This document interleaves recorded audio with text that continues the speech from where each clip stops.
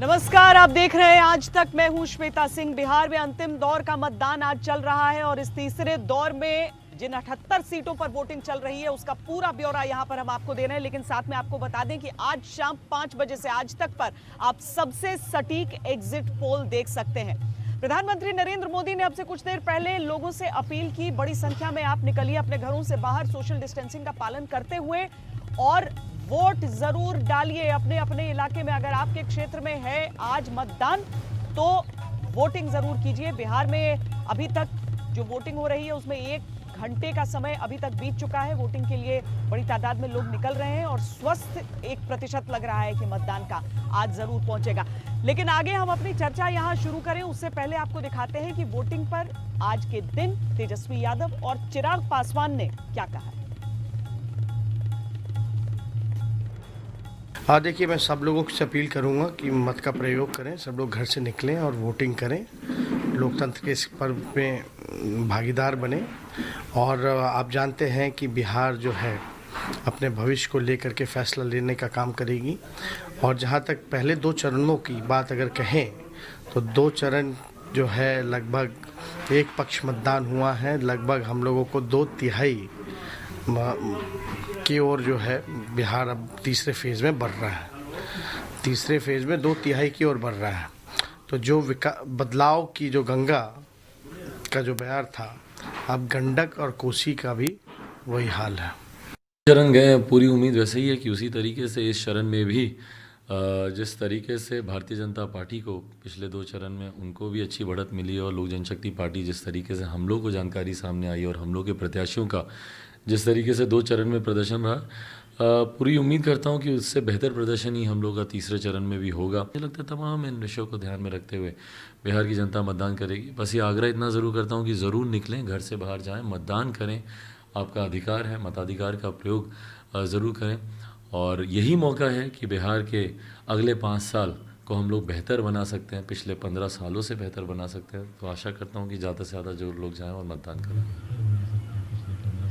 तो आग्रह है, दावा भी है, लेकिन इस सब के बीच वो चेहरा मुख्यमंत्री नीतीश कुमार का, जिन पर सबका निशाना लग रहा था, पक्षों विपक्षों कहीं से भी घूमकर, सुजीत जी, नीतीश कुमार पर निशाना जरूर लग रहा था। उन्हें भी इस बात का एहसास था, कई बार अपना आपा भी खोते रहे वो रैलियों में। लेकिन अगर वो ये कहते हैं कि अंतिम बार मुझे ये मौका दे दीजिए, वो मीन कर रहे हैं इस चीज को, वो सचमुच में आखिरी बार चुनाव लड़ना चाह रहे हैं इस बार। देखिए, हमारी बातचीत जब हुई थी तो उन्होंने एक बात कही थी कि हमने आप कितने आश्वस्त हैं, जनता आपको फिर से मौका देगी कि नहीं। उन्होंने कहा कि वैसे बॉडी लैंग्वेज से तो लग रहा था कि आश्वस्त है, लेकिन उन्होंने कहा कि हमेशा एक व्यक्ति एक पद पे नहीं रहता है, ये भी बात उन्होंने कही थी। तो हमें ये मान के चलना चाहिए, वो मान भी सबको मानना चाहिए कि भाई हमेशा के लिए कोई पद आपके पास नहीं होता है। और जहाँ तक आखिरी चुनाव का सवाल है तो मेरे ख्याल में उन्होंने कहा कि ये मेरा आखिरी चुनाव है। वैसे अगर देखें टेक्निकली तो वो 16 साल पहले चुनाव लड़े थे 2004 में। हाँ। अब तो लड़वाते हैं वो तो उनका कहने का आशय जो भी हो, लेकिन ये है कि उन्होंने कहा कि अंत भला तो सब भला। उसके बाद उन्होंने अपना ये इस बयान पर कोई क्लियरिफिकेशन अपनी तरफ से नहीं दिया, स्पष्टीकरण नहीं दिया है। हाँ। कि इस चुनाव के लिए कहा है या उनका वाकई ये आखिरी चुनाव है। हाँ। क्योंकि उन्होंने कहा कि अंत भला तो सब भला। हाँ। तो अंत भला चुनाव का भी हो सकता है और उनके कार्यकाल का भी हो सकता है कि भाई आपकी पहले की जो शिकायतें हैं उसको मैं दूर करूंगा, इस बार आप मौका दीजिए, और अंत भला तो सब भला।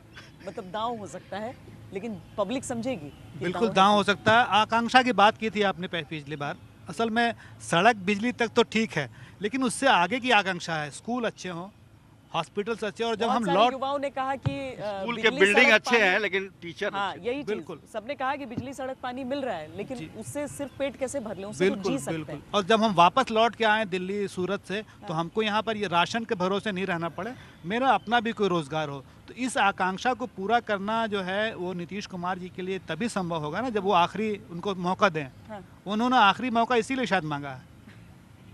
आखिरी मौका पर जनता समझती है कि नहीं भेद इसका? यहाँ से मुझे लगता है हाँ। कि वो एक कम्युनिकेशन के लेवल पर कहीं ना कहीं लैग जरूर करता है। इसलिए कि बिहार के आप देखिए, बिहार के साथ आज़ादी के बाद से ही कहीं ना कहीं जो एक कॉम्प्रिहेंसिव प्लान के साथ जो मिलना चाहिए था हिस्सेदारी, वो शायद नहीं मिल पाया, जिसके चलते आप सारे पैमाने पर देखिए बिहार पिछड़ा हुआ है।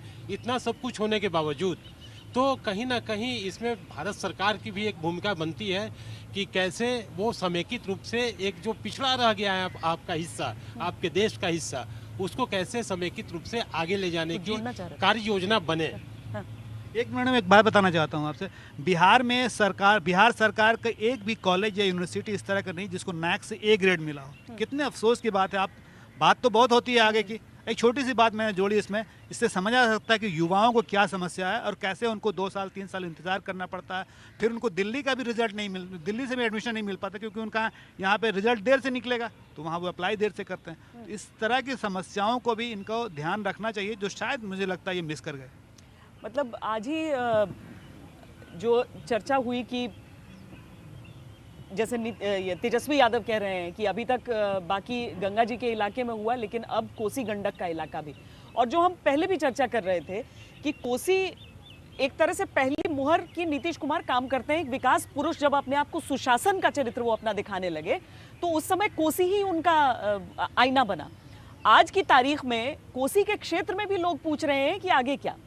माइक के साथ जी बिल्कुल, आपको पता है कोसी और सीमांचल का एरिया बिल्कुल अंडर डेवलप्ड है और पर कैपिटा इनकम भी वहाँ बिहार के हिसाब से लोएस्ट है। 10,000 रुपये पर कैपिटा इनकम है, बिहार का 14,000 से ऊपर है। डेवलपमेंट नहीं हुआ वहाँ पर। नीतीश कुमार जी पिछले बार बाढ़ के बाद 2008 के बाढ़ के बाद अपने को ये बताते भी नहीं थकते कि क्विंटलवा बाबा लोग मुझे कहते थे। एक क्विंटल अनाज का डिस्ट्रीब्यूशन हुआ था उस वक्त, उसको काफ़ी वो प्रोपोगेट भी किए अपने एडवांटेज के लिए। लेकिन अभी भी कोसी और सीमांचल बिल्कुल बिहार का सबसे पिछड़ा इलाका है, अंडर डेवलप्ड है और लोग वहाँ विकास चाहते हैं। उनकी आकांक्षाएं हैं कि डेवलपमेंट कोई आए, कोई डेवलप करे उस इलाके को। और इसीलिए देखिए उस दोनों कोसी हो सीमांचल हो, इन दोनों इलाकाओं में किसी एक खास पार्टी का वजूद नहीं रहा। किसी को 8-10 सीट है, किसी को 20 सीट है, किसी को 22 सीट है, इसी तरह का सीट्स वहाँ है। अब दिक्कत ये है कि वहाँ ये कहना कि मेरा गढ़ है, ये सेफोलॉजिस्ट के लिए और पॉलिटिकल एनालिस्ट के लिए मुश्किल होगा कि किस पार्टी का वहाँ दबदबा है।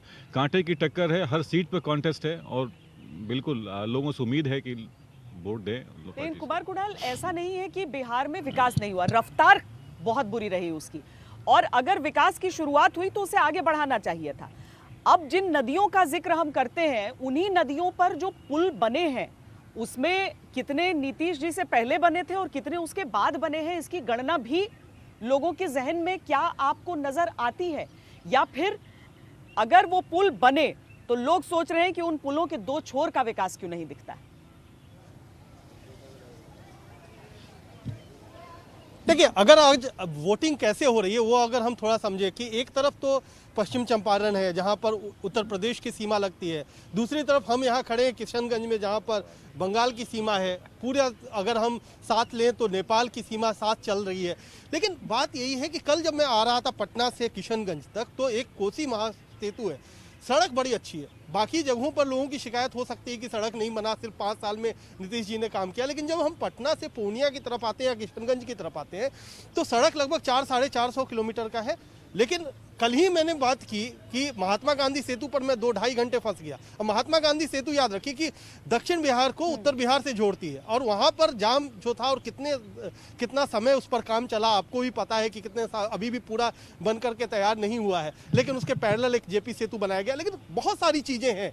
तो लोग कहते हैं क्या कि चलिए काम तो हुआ है, ऐसा नहीं है। लेकिन 2005-2010 को लोग याद करते हैं। 2010 और 2020 को लेकर के लोग निराश है और यही निराशा जो है ना वो नीतीश जी पर थोड़ी सी भारी पड़ती है कि 2010-2020 में क्यों किया, क्यों नहीं जो काम 2005 से 2010 के बीच में नीतीश जी कर सकते थे वही काम उन्होंने इन 10 सालों में क्यों नहीं किया। क्या वो सुस्ता गए, क्या वो थोड़ा सा जो उनकी में उत्साह था वो कम हो गया, क्या बात हुई, ये लोगों को समझ से परे है। और इसीलिए जो आपको याद होगा कि 2005 में जब लालू शासन के अंत को लेकर के आए थे तो आज भी अंतिम चरण है, आखिरी चरण है और बात भी हो रही है कि नीतीश जी क्या आखिरी चुनाव लड़ रहे हैं, नहीं चुनाव लड़ रहे हैं, बहुत सारी बातें हुई वहां पर भी। तो बात यह है कि ये सिर्फ अंत नहीं है, अब क्या नई रोशनी है क्या सामने, क्या नया विकल्प है क्या बिहार के सामने, इस पर भी बड़ी गहन चर्चा है कि लोग क्या नया विकल्प ढूंढ रहे हैं, क्या नीतीश जी से अब उकता गए हैं लोग, ये तमाम चीजें हैं। तो विकास अपनी जगह पर है, कई जगहों पर है और कई जगहों पर बेहतरी भी हुई है, ऐसा भी लोग मानते हैं।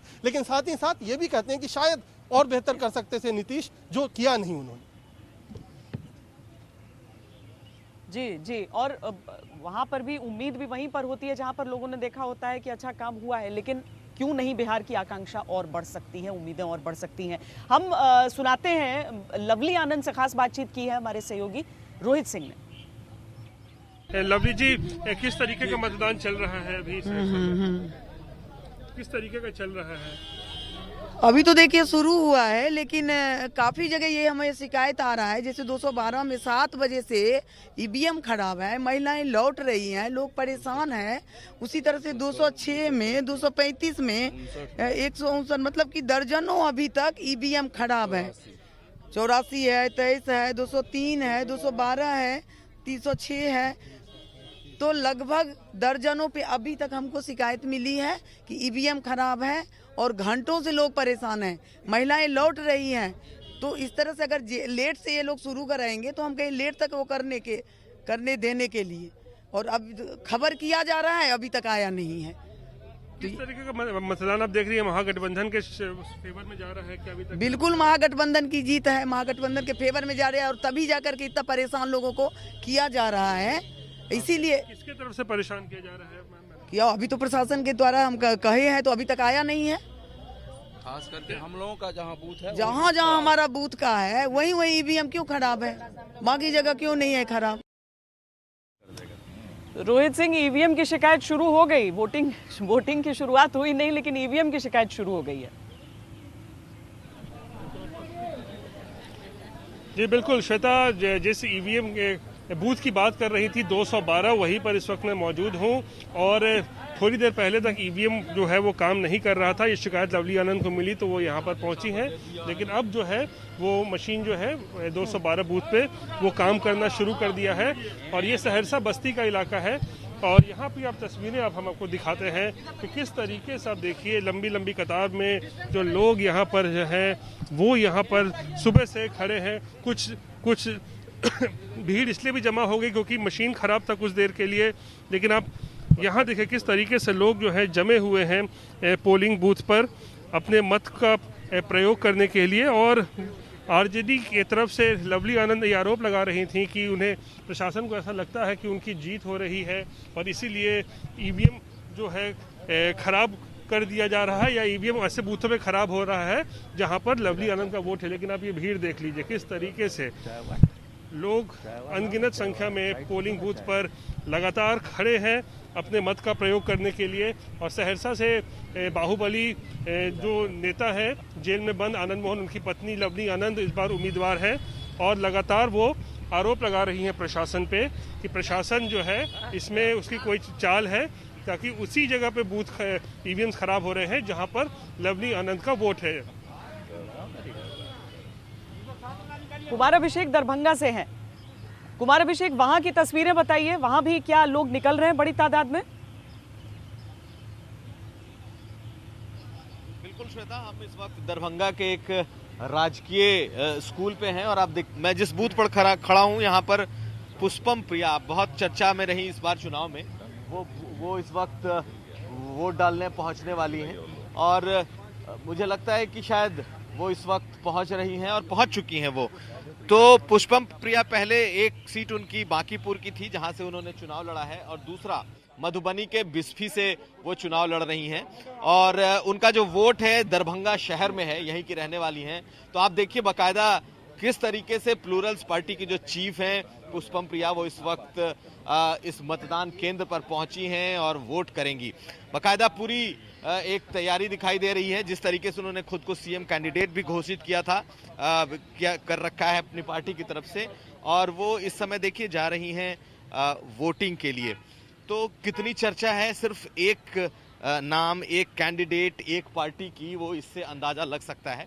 इस समय वोटिंग का ये दौर चल रहा है, और दरभंगा के लहरिया सराय में ये अपने बूथ पर पहुंची हैं वोटिंग करने के लिए। तो देखिए बाकायदा पूरा कोविड प्रोटोकॉल है इस समय श्वेता, और जिस तरीके से ये नाम इस बार चुनाव में उभर करके आया है, और जिस तरीके से कह सकते हैं कि प्लूरल्स पार्टी और थोड़ा ग्लैमर का भी तड़का इसमें हमें दिखाई दे रहा है। हालांकि चर्चा में बहुत ज़्यादा रही है, और पहचान के तौर पर बहुत राजनीतिक पहचान तो इनकी नहीं है, लेकिन इनकी चर्चा बहुत ही ज़्यादा है। किस तरीके से पूरा का पूरा कैंपेन किया जा सकता है ये भी इससे दिखाई देता है। और इस वक्त वो लाइन में खड़ी हैं और आप देखिए कि उनको देखने के लिए भी यहाँ पर लोगों की भीड़ जुटी हुई है। और लाइन में इस वक्त पुष्पम प्रिया लगी हैं, खुद बिस्फी से भी चुनाव लड़ रही हैं 2 सीटों से। बिस्फी मधुबनी की सीट है और इस वक्त जो चर्चा जहाँ पर हम मौजूद हैं वो सिर्फ और सिर्फ इसलिए क्योंकि यहाँ पर खुद पुष्पम प्रिया चुनाव के लिए वोट डालने पहुंची हैं। इनके कैंडिडेट्स भी हैं पूरे बिहार में कई जगहों पर। और जैसा कि खुद कह रही हैं कि जब वो वोट डालकर आएंगी उसके बाद वो बात करेंगी। तो श्वेता, इस वक्त जो माहौल है वो हम आपको फिलहाल इस अच्छी बात है कि लोग निकल रहे हैं। ये पुष्पम प्रिया की तस्वीरें हम दिखा रहे हैं। एक दिलचस्प कोण है चुनाव का और देखना है कि क्या वाकई मतदाता इन बातों में यकीन करके और क्या फ्लोरल्स पार्टी की उस तरीके से कोई मौजूदगी दर्ज होती है, क्योंकि मुख्यमंत्री का चेहरा खुद को कहती हैं पुष्पम प्रिया। एक ब्रेक के लिए हम यहाँ पर रुक रहे हैं, लौटेंगे तो आगे चर्चा, क्योंकि बहुत सारी छोटे छोटे मुद्दे, बहुत सारे बड़े बड़े चेहरे और उन सब के बीच बिहार में आज अंतिम दौर का मतदान। ब्रेक के बाद लौटते हैं फौरन। नमस्कार, मैं हूं अंजना ओम कश्यप। हमें उम्मीद है ये वीडियो आपको पसंद आया होगा। लेटेस्ट खबरों के लिए यूं ही देखते रहिए आज तक और इस वीडियो के पसंद आने पर लाइक, शेयर एंड सब्सक्राइब करना ना भूलें।